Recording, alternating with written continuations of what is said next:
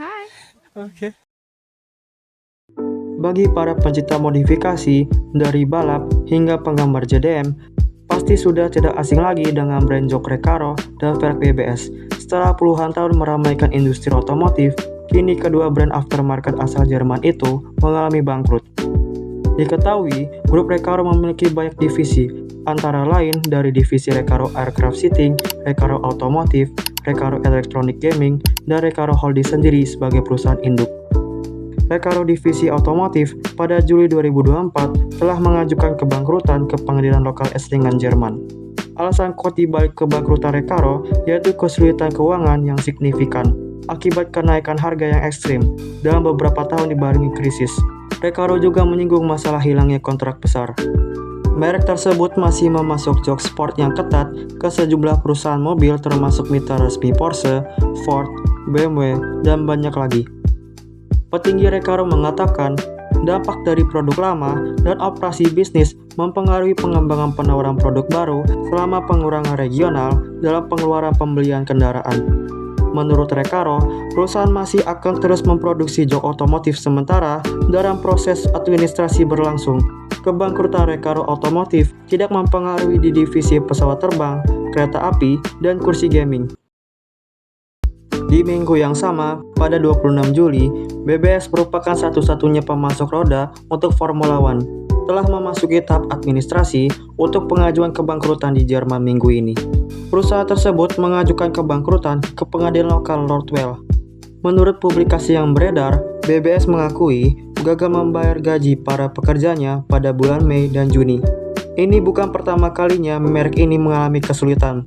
BBS sebelumnya mengalami 5 krisis keuangan sejak tahun 2007. Perusahaan ini baru sehat setelah diakuisisi oleh pemilik barunya, East Management Services, pada bulan Juni tahun ini.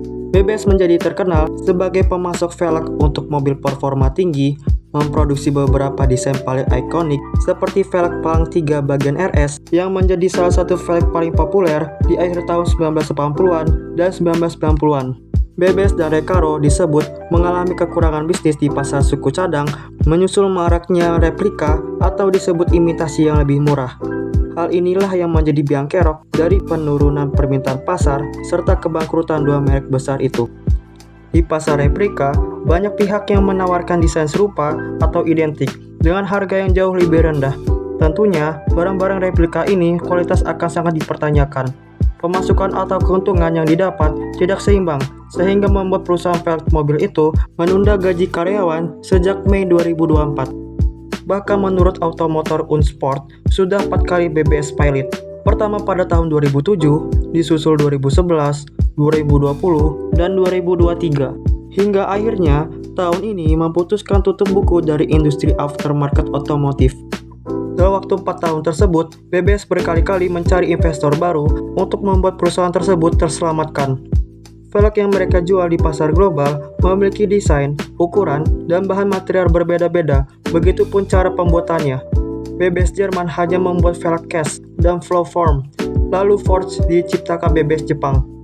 Melalui laporan The Autopian, meski kantor pusatnya di negara Jerman sudah menyerah, namun di negara Jepang, bisnisnya akan tetap berjalan seperti yang disampaikan oleh salah satu perwakilan BBS Amerika Serikat.